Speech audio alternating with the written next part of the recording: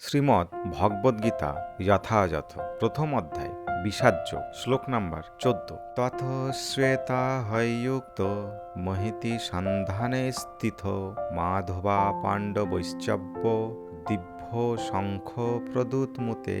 শব্দার্থ তথ তখন, শ্বেত শ্বেত, হ্য অশ্বগণ, যুক্তে যুক্ত হয়ে, মহিতি মহান, সান্ধনে রথ, স্থিত অবস্থিত হয়ে, মাধব শ্রীকৃষ্ণ, পাণ্ডব অর্জুন, চ ও এব অবশ্যই, দিব্য অপ্রাকৃত, শঙ্খ শঙ্খগুলি প্রদূতমুথ বাজালেন।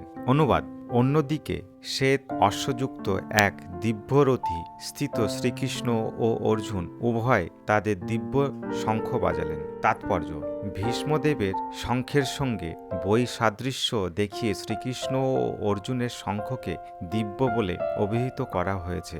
এই দিব্য শঙ্খধ্বনি ঘোষণা করল যে কুরুপক্ষের যুদ্ধজয়ের কোনো আশাই নেই, কারণ ভগবান শ্রীকৃষ্ণ পাণ্ডব পক্ষে যোগদান করেছেন। জয়স্তুত পাণ্ডুপুত্রাণাম ইয়েষাম পক্ষে জনার্দন। পাণ্ডবদের জয় অবধারিত, কারণ জনার্দন শ্রীকৃষ্ণ তাদের পক্ষে যোগ দিয়েছেন।